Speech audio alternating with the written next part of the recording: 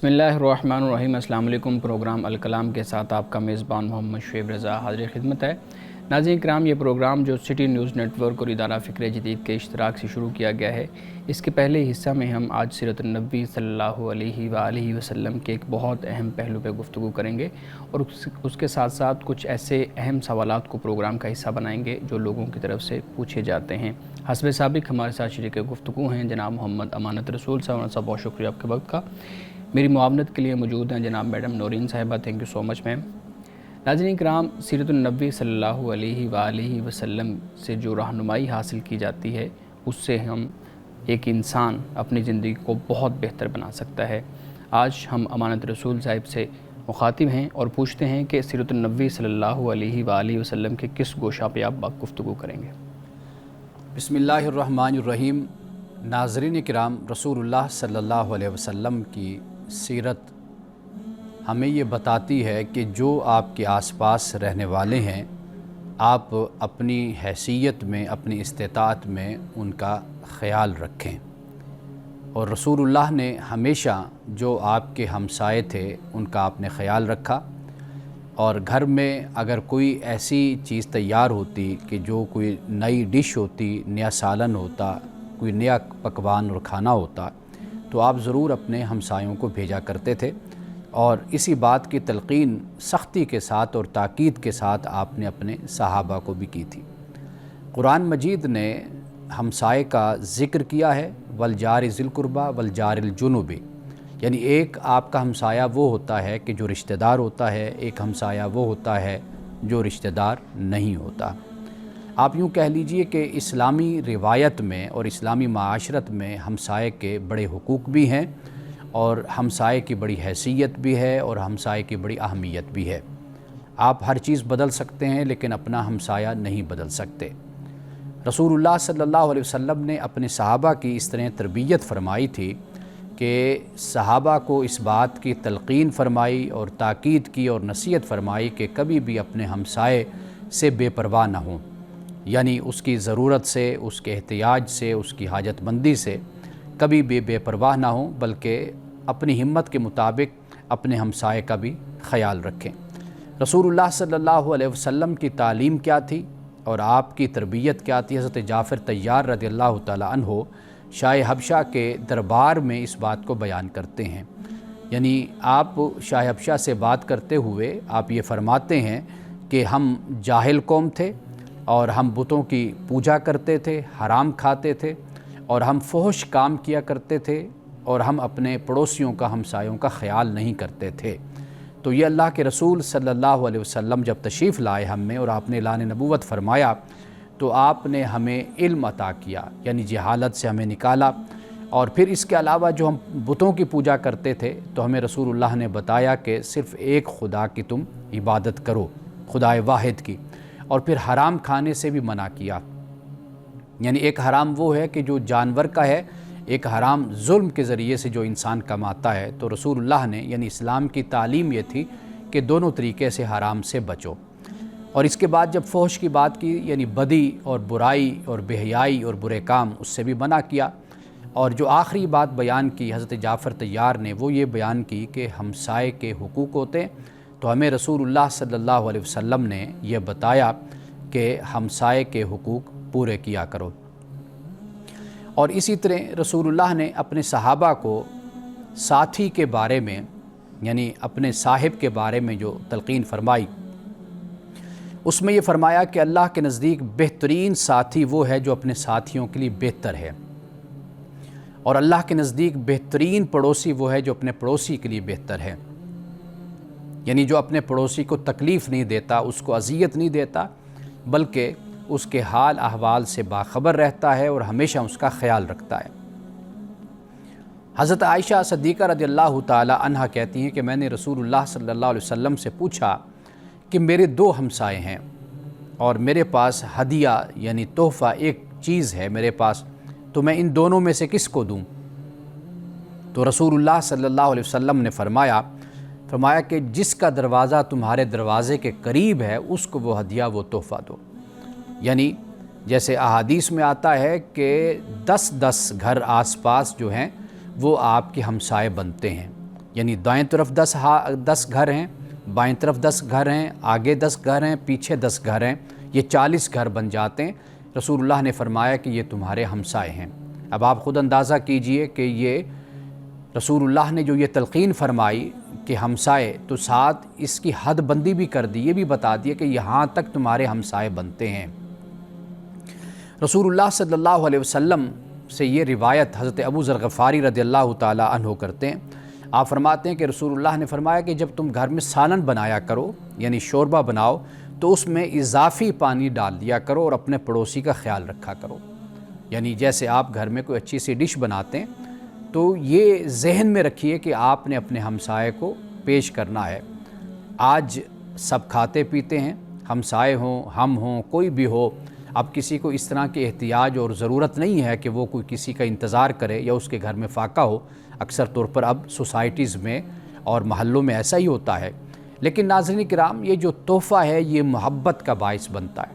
बेशक आपका हमसाया और आपका जो करीब पड़ोसी है वो बेशक आपका मोहताज नहीं है, वो ज़रूरतमंद नहीं है, वो हाजतमंद नहीं है, लेकिन अगर आप अपने घर में कोई चीज़ बनाते हैं और साथ उसको भेज देते हैं, तो ये आपकी तरफ से एक अखलाक हसना का सबूत होता है, आला अखलाक का। और फिर ये है कि जो पड़ोसी है, आपका हमसाया है, उसके दिल में भी आपके लिए अगर कोई मैल है या कोई ऐसी बात है तो वो भी ख़त्म हो जाती है जब आप हदिया देते हैं। रसूलुल्लाह ने इसी बात को बयान किया कि एक दूसरे को तोहफ़े दिया करो, इससे मोहब्बत बढ़ती है। तो लिहाजा हमसाए का ख़याल रखना इस हवाले से कि वो मोहताज है ये ज़रूरी नहीं, बल्कि वो मोहताज ना भी हो, एक अच्छे ताल्लुक़ कायम रखने के लिए और साजगार माहौल के लिए हदिया देना, तोहफ़ा देना, अपनी तरफ से कुछ भेजते रहना, ये अच्छे ताल्लुकात का बाइस बनता है। रसूलुल्लाह सल्लल्लाहु अलैहि वसल्लम ने, आप देखिए कि कितनी अहम बात ये बयान फरमाया कि मन काना युमिनु बिल्लाहि वल यौमिल आखिर, कि जो अल्लाह और यौम आखिरत पर ईमान रखता है, तो फरमाया फ़ला युज़ि जारहु, तो फिर उसे चाहिए कि वो अपने हमसाए को तकलीफ़ ना दे, उसको अज़ियत ना दे। अब ईमान बिल्लाह और यौम आखिरत ये इसलिए बयान किया कि अल्लाह सुब्हानहु व तआला की तालीम यही है, हुक्म यही है कि किसी इंसान को तकलीफ़ ना दी जाए, और हमसाया तो फिर वैसे भी आपके साथ रहता है। और फिर यौम आखिरत यानी जब इंसान अल्लाह की बारगाह में हाज़िरी का जब तसव्वुर करता है, ख़याल करता है कि उसने अल्लाह की बारगाह में हाज़िर होकर जवाब देना है, तो वो फिर इस जवाबदही की वजह से किसी को तकलीफ़ नहीं देता, यानी अपने हमसाए को भी नहीं सताता। हज़रत अब्दुल्लाह बिन अमर बिन अल-आस रज़ियल्लाहु तआला अन्हु ये बयान करते हैं कि यानी अब्दुल्ला के उनके घर में बकरी ज़िबा की गई, तो उन्होंने पहले आते ही यही पूछा कि क्या जो हमारे हमसाए में हैं यहूदी हैं। तो ये बात बड़ी तवज्जो तलब है कि वो मुसलमान नहीं, आपके हमसाए में आपका पड़ोसी यहूदी है, गैर मुस्लिम है। तो आपने फरमाया कि क्या तुमने उस बकरी में से कुछ गोश्त, क्या तुमने उस मेरे हमसाए को, पड़ोसी को, यहूदी को तुमने भेजा है? तो उन्होंने कहा जी नहीं भेजा। तो आपने फरमाया कि उनको भेजो, और ये कहा कि रसूलुल्लाह सल्लल्लाहु अलैहि वसल्लम से हमने ये बात सुनी है कि आपने फरमाया कि जिब्रील ने मुझे हमसाए के बारे में इतनी नसीहत की कि मुझे ऐसे लगा कि कहीं हमसाया वरासत में हकदार न ठहरा दिया जाए। यानी इतनी ताकीद की गई हमसाए और पड़ोसी के ख्याल रखने की। रसूलुल्लाह सल्लल्लाहु अलैहि वसल्लम को भी जब दावत आती थी, बेशक वो गैर मुस्लिम होता था यानी यहूदी की तरफ से, तो रसूलुल्लाह उसकी दावत को कबूल फरमाते थे। यानी आपकी हमसायगी में कोई यहूदी रहता है, गैर मुस्लिम है, और वो आपसे कहता है कि आप हमारी तरफ आइए, आज का खाना, शाम का डिनर आप हमारे साथ कीजिए, तो रसूलुल्लाह सल्लल्लाहु अलैहि वसल्लम कभी भी इनकार नहीं फरमाते थे। ये नहीं फरमाते थे कि भाई चूँकि ये गैर मुस्लिम है, यहूदी है, तो लिहाजा मैंने इसकी दावत को कबूल नहीं करना या मैंने इसकी तरफ नहीं जाना, बल्कि रसूलुल्लाह जो उसका हक़ हमसायगी होता था उसको आप अदा फरमाते हुए उसके घर आप तशरीफ़ ले जाते थे। इसी तरह अगर कोई आपकी ज़ौजा मोहतरमा की भी साथ दावत करता तो रसूलुल्लाह उसको भी कबूल फरमाते थे। इसी तरह हज़रत आयशा सिद्दीक़ा रज़ियल्लाहु तआला अन्हा एक रवायत के मुताबिक एक यहूदी के यहाँ रसूलुल्लाह के साथ तशरीफ़ लेकर गई थी, और वहाँ पर जो भी उस यहूदी ने पेश किया आपने तनावुल फरमाया, हज़रत आयशा ने भी खाया। तो गोया कि ये रसूलुल्लाह सल्लल्लाहु अलैहि वसल्लम की सीरत का ये पहलू ہمیں پیش نظر رکھنا چاہیے، اس لیے کہ آج کی زندگی میں ہم بہت زیادہ مصروف ہیں، مشغول ہو گئے اور پھر گھر بھی بڑے ہو گئے، جس کی وجہ سے اپنے ہمسایوں سے کبھی ملنا بھی نہیں ہوتا۔ تو رسول اللہ کی سیرت اور سنت پر عمل کرتے ہوئے ہمیں چاہیے کہ ہم ایک دوسرے کے حالات سے اور ایک دوسرے کے بارے میں آگاہ رہیں اور ایک دوسرے سے میل جول رکھیں، ایک دوسرے کی طرف ہدیہ اور تحفہ بھیجیں اور ایک دوسرے سے اچھے تعلقات قائم رکھیں۔ ناظرین کرام، یہاں وقت ہوا چاہتا ہے ایک بریک کا، ہمارے ساتھ رہیے گا۔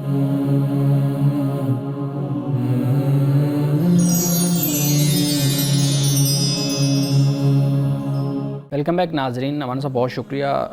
رسول اللہ صلی اللہ علیہ وآلہ وسلم کی سیرت کا یہ پہلو، اور میرے خیال میں آج ہم جس حالت میں، جن معاملات میں زندگی گزار رہے ہیں، یہ پہلو بہت اہم ہے۔ آپ نے جتنے بھی سیرت کے پہلوؤں پہ بات کی وہ سب اہم ہے، لیکن میرے خیال میں یہ پہلو ایسا ہے کہ جس پہ ہر ایک کو توجہ کرنی چاہیے۔ اچھا، میں آپ کی بات سے ہی سوال آپ کے سامنے رکھوں گا کہ آپ نے ایک حدیث پڑھی اور اس کو بیان کیا کہ من کان یؤمن باللہ والیوم الآخر، کہ جو اللہ اور آخرت پہ، یوم آخرت پہ یقین رکھتا ہے وہ ہمسائے کا خیال کرے، یعنی اس طرح سے اس کا مفہوم ہے۔ ہمارے ہاں ایمان کی جب بات کی جاتی ہے تو اس کو جگہ جگہ پہ خطرات لاحق ہو جاتے ہیں۔ جب ہم مذہبی طبقات کی بھی گفتگو سنتے ہیں تو بہت زیادہ ہر ایک چیز کے اوپر ایمان کو خطرہ لاحق ہو جاتا ہے۔ تو اب یہاں پہ پھر یہ سوال پیدا ہوتا ہے کہ اگر پڑوسی کے حقوق کو پورا نہیں کیا جا رہا، اس میں کوتاہی ہو رہی ہے، تو پھر ایمان خطرے میں پڑ جاتا ہے، ایمان کمزور ہو جاتا ہے۔ یہ ایمان کمزور کس سینس میں ہوتا ہے؟ کیا اسلام سے انسان نکل جاتا ہے، یا اس کے اعمال یا اس کا جو ثواب ہوتا ہے اس کے اندر کمی آ جاتی ہے؟ دیکھیے، جب یہ فرمایا گیا نا جو اللہ اور یوم آخرت پر ایمان رکھتا ہے، تو اس سے مراد یہ ہے کہ انسان ایمان کیوں لاتا ہے؟ واضح بات ہے، اس لیے اللہ کو مانتا ہے اور یوم آخرت کو مانتا ہے اور رسول اللہ صلی اللہ علیہ وسلم کی ختم نبوت پر ایمان رکھتا ہے کہ جو دین آپ لائے ہیں وہ اس دین کا پیروکار بنے گا، ٹھیک، اس دین پر عمل کرے گا، اس کی اتباع اور پیروی کرے گا۔ جب وہ ایمان اس بنیاد پر لاتا ہے تو جو بھی احکام ہوں گے، جو تعلیم دی جائے گی، تو ایک مسلمان، ایک مومن کی زندگی سے اس کا اظہار ہوگا نا۔ جی بالکل۔ تو اگر ایک شخص ایک طرف اپنے آپ کو کہتا ہے میں مومن ہوں، اور وہ ہمسائے کو ستاتا ہے، پڑوسی کو تنگ کرتا ہے، اور یہ بھی کہتا ہے میں اللہ اور یوم آخرت کو مانتا ہوں، اور پھر اپنے پڑوسی کو تنگ کرتا ہے، اس کے ساتھ زیادتی اور ظلم سے پیش آتا ہے، تو اس نے گویا کہ ایک جسے کلیش پیدا کر دیا اپنے ایمان میں اور اپنے عمل میں۔ یہ جو چیز نظر آتی ہے، اس کو یہاں پر ہائی لائٹ کیا گیا ہے کہ بھئی جو اللہ اور یوم آخرت کو مانتا ہے، تو جب وہ مانتا ہے تو پھر اللہ اور اس کے رسول کی بات کو بھی مانے۔ وہ بات یہی ہے کہ وہ پھر اپنے ہمسائے کو، اپنے پڑوسی کو نہ ستایا کرے، تو یہ یہاں پر اس نقطے کو بیان کیا گیا ہے۔ بالکل ٹھیک ہے۔ اچھا، آپ نے یہ جو تحفہ بھیجنے کی بات ہے دوسرے کے گھر، وہ روایت بھی آپ نے بیان کی کہ تھوڑا سا پانی زیادہ ڈال لو تاکہ دوسرے کے گھر میں اس کو بھیج سکو آپ۔ یہاں پہ آج کل کے دور میں جہاں پہ وہ ہے فاسٹ فوڈ کا، وہ ایک ہمارے ہاں رجحان بہت زیادہ ہے، اور چھوٹی سی چیز آپ کو اتنے پیسوں میں ملتے ہیں کہ جتنا ایک گھر کا 2-4 دن کا خرچہ ہوتا ہے۔ تو اب اگر وہ چیز ہم اپنے ہمسائے کے گھر بھیجیں گے، جیسے کوئی پزا ہے، برگر ہے، اس طرح سے چیزیں ہیں، وہ اگر ہم اپنے ہمسائے کے گھر بھیجیں گے تو وہ احساس کمتری والا میرے خیال میں ایک عنصر پیدا ہونے کی یہاں پہ ایک وہ جو بات آ جاتی ہے کہ اگر اس کے گھر میں جائے گا تو اس کے بچوں میں احساس کمتری پیدا ہوگی۔ تو اگر کوئی شخص اس سے بچنے کے لیے کسی کے گھر بھیجتا ہی نہیں ہے اور صرف اپنے آپ تک اس کو لمیٹڈ رکھتا ہے تو وہ بھی گناہ گار ہوگا۔ دیکھیے، پہلی بات جو ہے نا، جو سمجھنی چاہیے ہمیں، وہ یہ ہے کہ ایک تو مدینہ کے حالات کیا تھے اس وقت جب مسلمان ہجرت کر کے مدینہ تشریف لائے، مکہ سے مدینہ آئے مکہ سے، صحیح۔ تو وہاں پر جو صورتحال تھی وہ غربت کی تھی۔ رسول اللہ صلی اللہ علیہ وسلم نے جن باتوں کی اس ماحول میں تلقین فرمائی تھی، اس میں اطعموا الطعام بھی ہے، کھانا کھلاؤ، صحیح، افشوا السلام بھی ہے کہ سلام دوسروں کو سلام پھیلاؤ، ٹھیک ہے۔ اب یہ اس لیے کہ تاکہ انصار اور مہاجرین میں ایک الفت، ایک محبت پیدا ہو، تو سلام کی تلقین فرمائی، اور کھانا کھلانے کی اس لیے فرمائی کہ اس وقت کئی صحابہ ایسے ہوتے تھے کہ جو فاقے میں جن کا وقت گزرتا تھا، معاشی حالت ایسی تھی، مکہ سے آئے ہوئے تھے اور دیگر مسائل بھی تھے ان کے، تو اس وجہ سے رسول اللہ نے اس بات کی تلقین فرمائی۔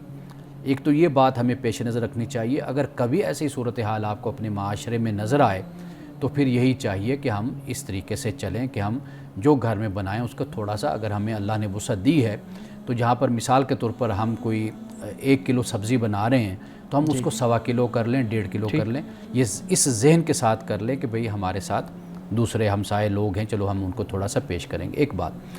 دوسری بات جو آج کے دور میں جس کو ہم اپلائی کر سکتے ہیں، وہ میں نے جو تحفہ اور ہدیہ کی بات کی ہے، وہ ایسے ہوتا ہے کہ آپ کے گھر میں کبھی کبھی کوئی اچھی چیز بن جاتی ہے، ایک ڈش بن جاتی ہے، یا کوئی آپ کے گھر میں کوئی تقریب ہوتی ہے، آپ کے گھر میں کوئی چند مہمان آئے ہوتے ہیں، آپ ایک علیحدہ چیز تیار کرتے ہیں۔ ایک تو ہوتا ہے نا روٹین کا انسان کا کھانا، ایک ہوتا ہے کہ کسی دعوت کی وجہ سے کچھ آپ بناتے ہیں، تو آپ اس میں سے بھی کچھ نکال کر ایک خاص چیز جو ان سی ہے وہ آپ اپنے ہمسایوں کو بھیج دیتے ہیں۔ یہ آج بھی یہ چیز کارآمد ہے اور یہ واقع ہوتی ہے، یعنی بے شک لوگ کوٹھیوں میں رہتے ہوں لیکن پھر بھی یہ بھیجنا ایک محبت کا باعث اور ایک تعلق کا باعث بنتا ہے۔ اس کا یہ بھی تو ہو سکتا ہے کہ اگر جو لوگ فاسٹ فوڈ پسند کرتے ہیں، کم بناتے ہیں، لیکن اس چیز کو پروموٹ کرنے کے لیے یا اس روایت کو برقرار رکھنے کے لیے وہ کبھی تو کچھ پکا ہی سکتے ہیں نا اپنے گھر میں، اور جب وہ کوکنگ ہوگی تو اس میں سے بھیج دیں، نہ وہ فاسٹ فوڈ بھیجیں، اس طرح کی چیز کچھ بنا لیں۔ اچھا، آپ کی بات سے ایک بات آپ نے کلیئر کی کہ اگر ہمسایہ جو ہے غیر مسلم بھی ہو تب بھی ہمیں اس کے حقوق کا ویسے ہی خیال رکھنا ہے، لیکن ایک سوال تو یہ ہے کہ اگر ہمسایہ مشرک ہے، غیر مسلم نہیں ہے بلکہ مشرک ہے، تو تب بھی ہمیں ان کے ساتھ جو سلوک ہے ویسے ہی ہمسایہ کوئی بھی ہے، جی وہ ہمسایہ ہے، وہ انسان ہے، جی وہ جیسا بھی ہے، اس کا کوئی بھی عقیدہ ہو، تو آپ کو یہ چاہیے کہ آپ حسن اخلاق سے پیش آئیں، اس لیے کہ آپ کا یہی اخلاق ہی آپ کے مذہب کا، آپ کے دین کا، آپ کے عقیدے کا نمائندہ ہے، تعارف ہے۔ اگر آپ اتنی بد اخلاقی کا مظاہرہ کرتے ہیں، آپ کہتے ہیں چونکہ یہ فلاں مذہب سے، فلاں عقیدے سے تعلق رکھتا ہے تو لہٰذا میں نے اس سے رابطہ اور تعلق نہیں رکھنا، تو یہ بالکل حکمت کے بھی خلاف ہے اور دین کی روح کے بھی خلاف ہے۔ آپ کسی سے تعلق رکھیں گے تو ہی وہ آپ کے دین سے متعارف ہوگا نا، آپ کے اخلاق سے، آپ کے کردار سے۔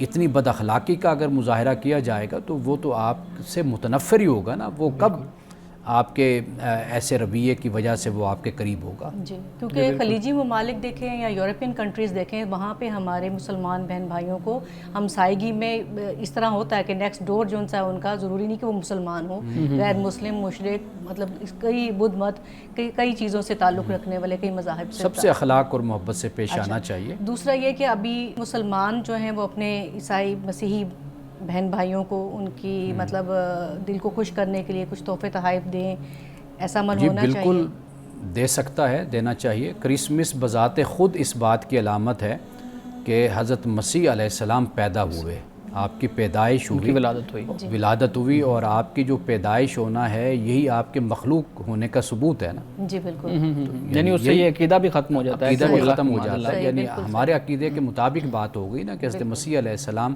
اللہ کی مخلوق ہیں، اللہ کے بیٹے، یا خدا نہیں ہیں آپ، خدا کے بیٹے بھی نہیں ہیں، تو آپ ایک انسان ہیں، ایک بشر ہیں، اللہ کے نبی اور رسول ہیں۔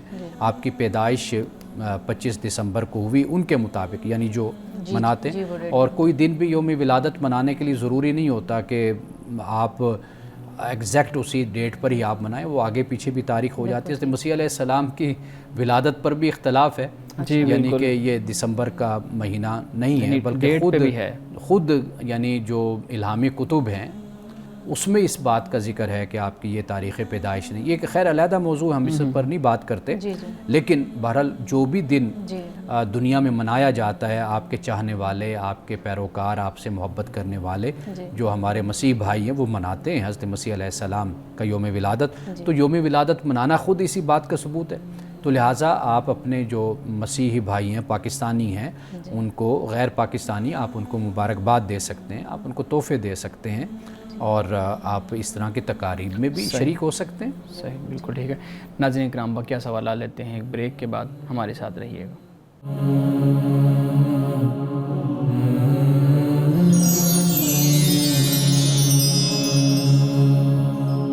ویلکم بیک ناظرین۔ امان صاحب، ہم بات کر رہے ہیں ہمسایوں کے حقوق پہ۔ آج جس دور میں ہم زندہ ہیں، جس دور میں زندگی گزار رہے ہیں، جو ٹیکنالوجیکل ایڈوانسمنٹ ہے وہ اپنے عروج پہ ہے، اور اس کی وجہ سے، اس ایڈوانسمنٹ کی وجہ سے جو فزیکل میل جول ہے وہ اب آہستہ آہستہ ختم ہوتا جا رہا ہے، بہت کم ہو گیا ہے۔ اس ٹیکنالوجیکل ایڈوانسمنٹ کے دور میں جو ہمسایوں کے ساتھ تعلقات ہیں وہ بھی بہت زیادہ تبدیل ہو گئی ہیں۔ تو آپ بتائیں کہ رسول اللہ صلی اللہ علیہ وسلم کی جو تعلیمات ہیں ان میں اور آج کے جو ٹیکنالوجیکل ایڈوانسمنٹ کا دور ہے اس کے اندر کیسے ہم مطابقت پیدا کر کے ہمسایوں کے حقوق کا خیال کریں؟ دیکھیے، کوئی مدینے میں رہنے والا کوئی آج سے 1400-1500 سال پہلے کا انسان ہو یا آج کا کوئی انسان ہو، اس کی ضرورتیں کبھی نہیں بدلیں۔ وہ شادی بھی کرتا ہے، شادیاں بھی ہوتی ہیں، بچوں کی ہوں اپنی ہوں، وفات بھی لوگ اسی طرح ہی پاتے ہیں، دنیا سے جاتے ہیں، بچوں کے عقیقے بھی اسی طریقے سے ہی ہوتے ہیں، چھوٹی موٹی خوشیاں سالگرہیں وہ بھی اسی طریقے سے ہی منائی جاتی ہیں، اور ایک دوسرے کے ساتھ جو ایک انسان کی ضرورت وابستہ ہوتی ہے، توقعات، وہ بھی آج بھی اسی طریقے سے ہیں۔ ہم نماز بھی پڑھتے ہیں، تو جو جماعت کا اسلام میں تصور ہے تو وہ جماعت کا تصور اسی لیے ہے کہ بھئی جب مسجد میں جاتے ہیں تو وہ ایک دوسرے سے ملتے ہیں، سلام دعا ہوتی ہے، 5 وقت کی نماز ہے تو کوئی نماز مسجد میں پڑھ لیتا ہے، کوئی اپنے ادارے میں باجماعت کروا لیتا ہے، وہاں پر بھی سارے مل بیٹھتے ہیں ایک دوسرے سے۔ کئی ایسے لوگ ہوتے ہیں جن سے ہفتے بعد ملاقات ہونی ہوتی ہے تو ان سے ہفتے بعد نماز پر ملاقات ہو جاتی ہے، کسی مہینے بعد ہوتی ہے، کوئی روزانہ ہوتی ہے۔ تو یہ جو طریقہ ہے یہ تو نہیں بدلا نا بالکل۔ میں وہی بات جو ہمیشہ کہا کرتا ہوں کہ آپ کا تمدن بدل سکتا ہے، آپ کی اقدار اور ویلیوز نہیں بدلتی، یہ بات ذہن میں رکھنی چاہیے۔ جن باتوں کی طرف آپ اشارہ کر رہے ہیں یہ ہماری یہ تمدن ہے جو تبدیل ہو گیا، یعنی ہم گھوڑے سے، اونٹ سے ہم گاڑی پر آ گئے، جہاز پر ہم چلے گئے، ہیلی کاپٹر پہ چلے گئے، تو یہ تمدن ہمارا بدل گیا۔ لیکن جو اقدار ہیں، جو تہذیب ہے، وہ ہماری ہرگز نہیں بدلی۔ انسانی ضروریات آج بھی اسی جگہ پہ کھڑی ہیں۔ اگر ایک انسان جو ہے وہ کہتا ہے کہ جی مجھے کسی کی ضرورت نہیں، وہ بے وقوف انسان ہے۔ ضرورت انسان کو انسان کی پڑتی ہی ہے، ہر صورت میں پڑتی ہے۔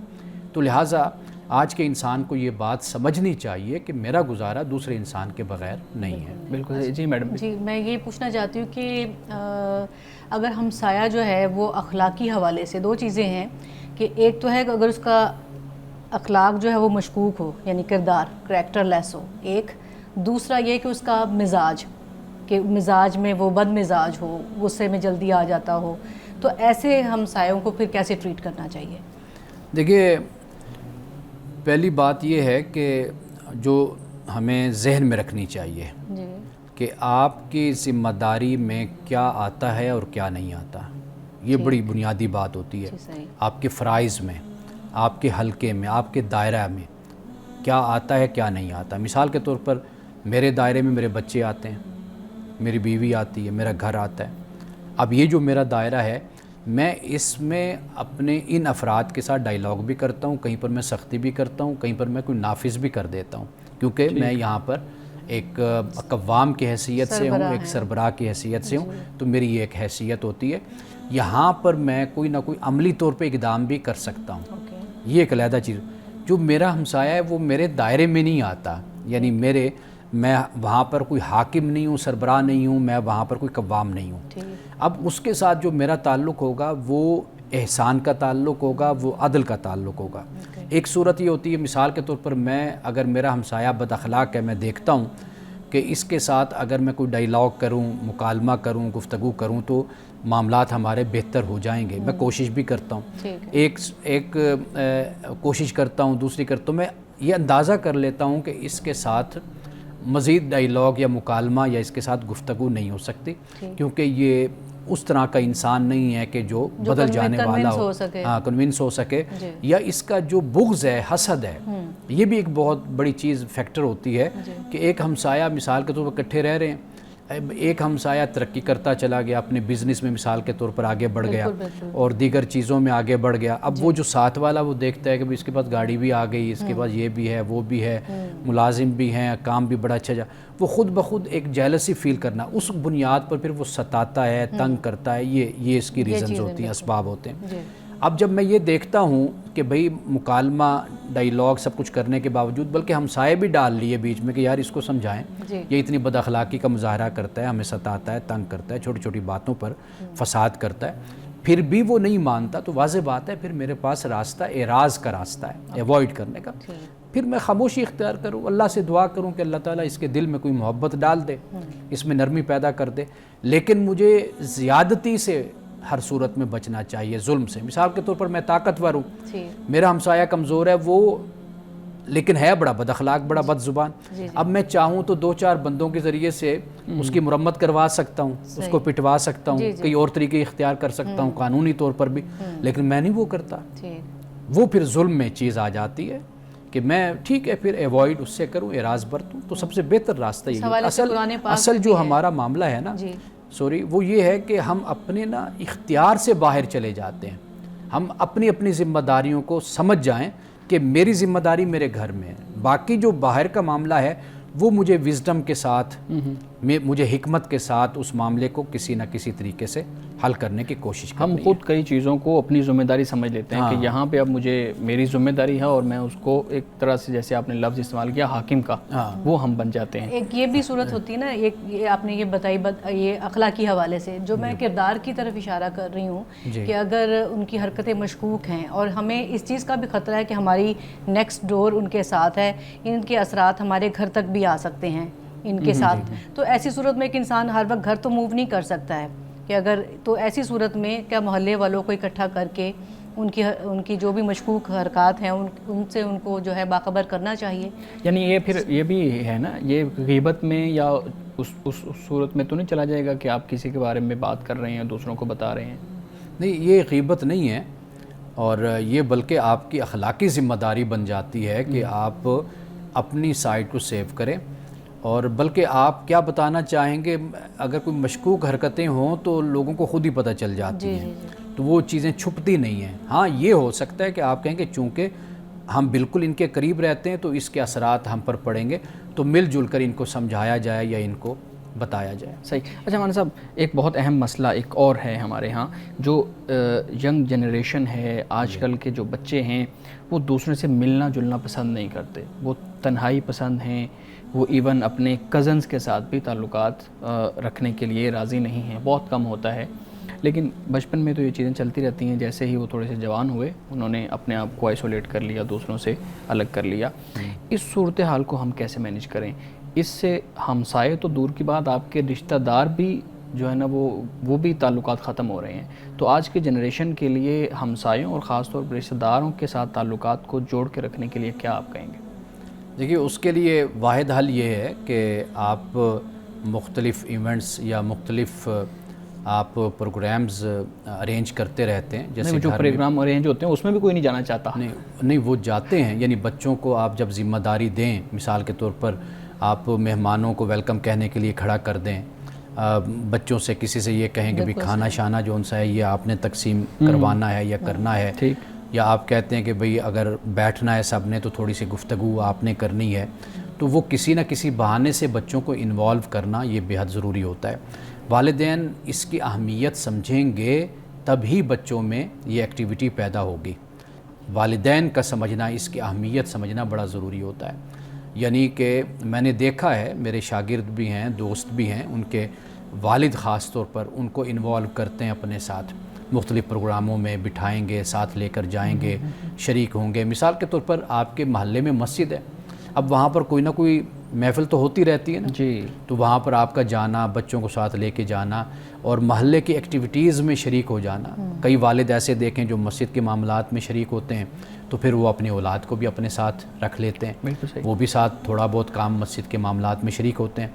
تو اس طریقے سے والدین کو کوئی نہ کوئی ایکٹیویٹی کرتے رہنے چاہیے، اس سے بچوں پر بڑے اچھے اثرات مرتب ہوتے ہیں. بچے کو یہ نہیں ہے کہ اب وہ کوئی سب کچھ خدا کی طرف سے سیکھ کر آ جائیں گے، آپ کو کچھ نہیں کرنا پڑے گا. تو واضح بات ہے کہ آپ کو ہل جل کرنی ہے، ماں باپ کو حرکت کرنی ہے، اٹھیں گے، نکلیں گے، ملیں گے، جلیں گے، کوئی گھر بلائیں گے، کسی کو کسی کے پاس جائیں گے، کوئی اپنا ادارہ ہے، کوئی جگہ ہے، وہاں پر کوئی تقریب ہوگی، وہاں پر بچوں کو بلایا جائے، دعوت دی جائے، ان کے ذہنوں میں یہ بات ڈالی جائے، تو پھر ہی اس مسئلے کا حل ہو سکتا ہے. بالکل صحیح.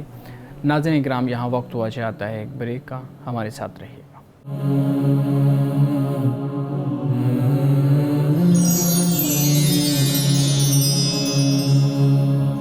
ویلکم بیک ناظرین. جی میڈم، آپ سوال کرنا چاہ رہے تھے. جی مولانا صاحب، یہ ہمسایوں کے حقوق کو نظر انداز کرنا سماجی مسائل کا بھی سبب بن سکتا ہے؟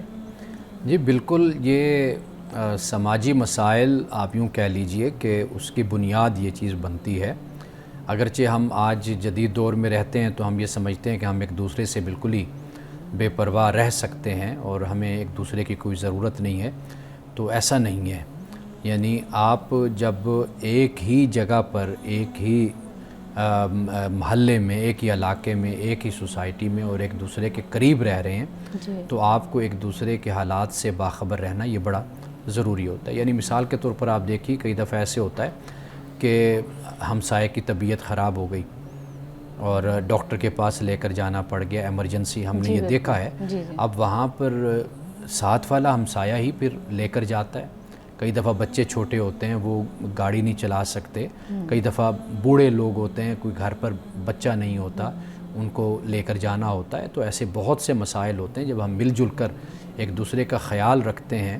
ایک تو ہے نا کہ جسے ہم فیملی اور خاندان کی بات کرتے ہیں تو وہ بھی اپنی جگہ پر بہت اہمیت رکھتا ہے، لیکن یہ جو ہمسائیگی ہے اس پر اسی لیے رسول اللہ صلی اللہ علیہ وسلم نے تاکید فرمائی، زور دیا، قرآن پاک نے بھی اس کو بیان کیا ہے کہ یہ اصل بنیاد ہے کہ آپ کے سماج کے جو مسائل پیدا ہوتے ہیں ان کو آپ حل کرتے ہیں۔ مثال کے طور پر آپ دیکھیے کہ سوسائٹی میں یا آپ کے ہمسائے ہیں، جیسے 10-10 کی ہم نے بات کی ہے، اگر آپ دیکھیے تو وہ ایک اچھا بھلا ایریا بن جاتا ہے۔ اب اس میں کوڑے کے مسائل ہوتے ہیں، وہاں پر انکروچمنٹ کے مسائل ہوتے ہیں، تجاوزات کے مسائل ہوتے ہیں اور دیگر مسائل ہوتے ہیں۔ اگر آپس میں اچھی ریلیشن شپ نہ ہو، تعلقات اچھے نہ ہوں تو پھر آپ ان مسائل کو حل نہیں کرتے۔ ہمارے ہاں جہاں پر یہ لڑائیاں جھگڑے ہوتے ہیں نا ہمسائیوں کے آپس میں، وہاں پر آپ دیکھ لیجئے کہ بہت ہی گندگی اور بڑی غلاظت اور بڑی یعنی کہ ایک لا قانونیت والا ماحول ہوتا ہے۔ وہاں پر آ کے لوگ لوٹ بھی جاتے ہیں تو کوئی بھی ٹس سے مس نہیں ہوتا۔ یہ جو آپس میں ایک تعلق ہوتا ہے اچھا اور ایک دوسرے کے ساتھ چلنا ہوتا ہے، حال احوال ہوتے ہیں، خبرگیری ہوتی ہے، اس کے بڑے فوائد ہوتے ہیں اور بہت سے آپ کے جو سماجی مسائل ہوتے ہیں وہ اسی طریقے سے حل ہو جاتے ہیں۔ بالکل، آج کل تو بلکہ واٹس ایپ گروپس بن گئے ہوئے ہیں، یعنی علاقائی سطح پر سب لوگوں نے محلے میں۔ اور اگر میرے ذہن میں یہ بات ابھی آ رہی ہے کہ اگر ہمارے معاشرے میں آپس میں اتفاق محبت نہیں ہوگا تو بے چینی بھی بڑھتی ہے، معاشرے جو ان سے ہیں وہ ترقی کی بجائے تنزل کی طرف چلے جاتے ہیں۔ جی پلیز۔ جی میں ایک اور یہ بات پوچھنا چاہتی ہوں کہ اگر ہمسایوں کے درمیان اختلافات ہو جاتے ہیں، دوریاں پیدا ہو جاتی ہیں، تو اس میں پھر دوسرے ہمسائے جو ان سے وہ کس طرح کردار ادا کریں؟ دیکھیے، جو اخلاص کے ساتھ جو طریقہ کار ہوتا ہے اس کا بڑا اجر اور بڑا ثواب ہے کہ اگر دو ہمسایوں کے درمیان غلط فہمی ہے، دو بھائیوں کے درمیان یا دو بہنوں کے درمیان غلط فہمی ہے تو بجائے اس کے کہ آگ لگائی جائے اور بھڑکایا جائے تو وہاں پر طریقہ کار یہی ہونا چاہیے کہ کچھ لوگ ثالثی کا کردار ادا کریں اور باہمی طور پر اس مسئلے کو حل کریں۔ یہ کردار ہمسایوں کا ہونا چاہیے دیگر لوگوں کا جو دور رہنے والے ہیں، کہ جو اکٹھے رہنے والے ہیں چونکہ معلوم ہو جاتا ہے کہ بھئی کون زیادتی کر رہا ہے، کون زیادتی نہیں کر رہا اور کس کی طرف سے کیا بد اخلاقی کا مظاہرہ ہو رہا ہے، تو وہاں پر پھر جو ہمسائیگی میں جو لوگ رہنے والے ہوتے ہیں، کئی ایسے لوگ ہوتے ہیں جو بڑے با اثر لوگ ہوتے ہیں۔ وہ با اثر جو لوگ ہیں وہ اپنا اثر ایسے موقعوں پر اگر استعمال کریں تو پھر اپنے محلے میں، اپنے علاقے میں آگ نہیں بھڑکتی، آپس میں انتشار پیدا نہیں ہوتا۔ تو اس لیے جو باعزت لوگ ہوتے ہیں، معزز شہری ہوتے ہیں، جو سمجھتے ہیں کہ ہماری بات کو سنا جاتا ہے، مانا جاتا ہے، تو انہیں ضرور ایسے معاملات میں انوالو ہو کر اور اس مسئلے کو حل کرنا چاہیے۔ جی امن صاحب، ہمارے ناظرین کے سوالات ہیں، میں آپ کے سامنے رکھتا ہوں۔ سوال پوچھتے ہیں، وہ کہہ رہے ہیں اگر کوئی نماز پڑھ رہا ہو تو سامنے سے کوئی دوسرا شخص گزر سکتا ہے یا نہیں گزر سکتا، اور یہ جو کانسیپٹ ہے کہ اگر کوئی سامنے چیز رکھ دی جائے تو پھر گزر سکتا ہے، اس کی کیا حیثیت ہے؟ دیکھیے، رسول اللہ صلی اللہ علیہ وسلم کی احادیث سے ہمیں یہ معلوم ہوتا ہے کہ آپ نے یہ جو سترہ جس کو ہم کہتے ہیں کہ بھائی اگر انسان نماز پڑھ رہا ہے تو آگے کوئی چیز اس طرح رکھ لے تو گزرنے والا جو ہے پھر اس کے سامنے سے آسانی سے گزر سکتا ہے۔ وہ صرف اتنی سی بات ہے کہ چونکہ جب آپ کسی ایسی جگہ پر نماز پڑھ رہے ہیں جہاں پر گہما گہمی ہے، شور ہے، تو آپ کی جو توجہ ہے وہ نماز کی طرف نہیں رہتی، یعنی کبھی آپ ادھر دیکھیں گے، کبھی ادھر دیکھیں گے، ذہن آپ کا جو ان سے وہ منتشر ہوتا ہے، تو لہٰذا جب آپ آگے کوئی چیز رکھ لیتے ہیں تو گویا کہ آپ اس کو فوکس کر لیتے ہیں، وہ آپ کے سامنے آپ کی نظر میں ہوتا ہے۔ اس سے یہ ہے کہ آپ ادھر ادھر اپنے خیالات جو ان سے اس کو لے کر نہیں پھر جاتے.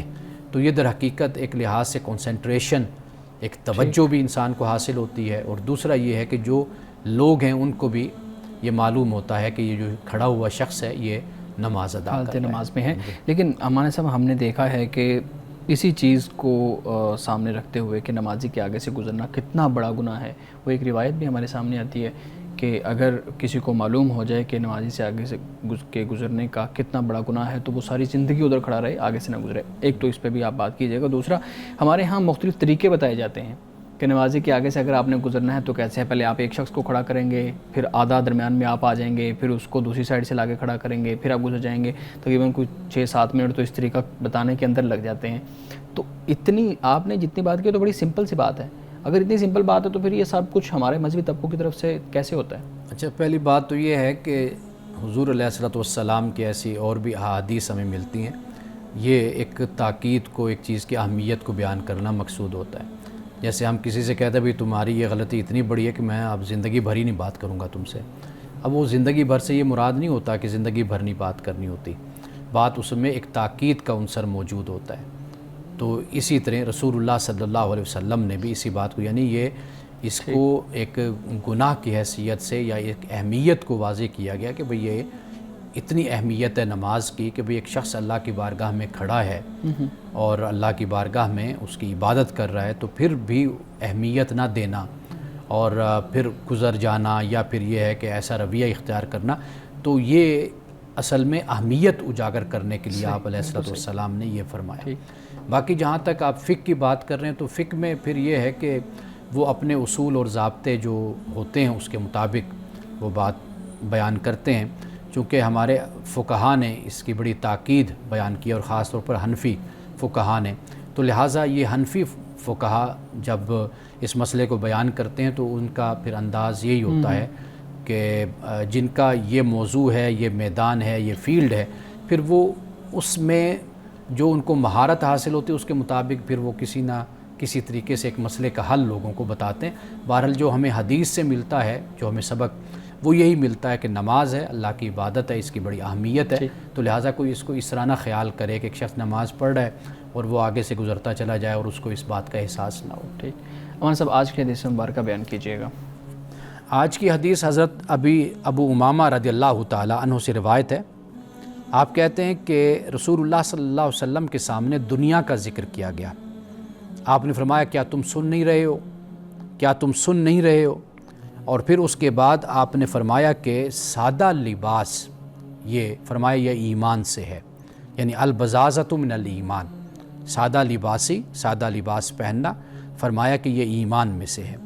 یعنی اس سے مراد کیا ہے؟ اس سے مراد یہ ہے کہ لباس میں نمود و نمائش نہیں ہونی چاہیے، تکلفات نہیں ہونے چاہیے. انسان ایسا لباس پہنے کہ جو خوبصورت ہو، مزین ہو، اور انسان اس سے سادگی کا اظہار ہو، نہ کہ تکبر یا غرور یا یہ رویہ جو ہے ریاکاری، یہ لباس سے نظر نہیں آنا چاہیے.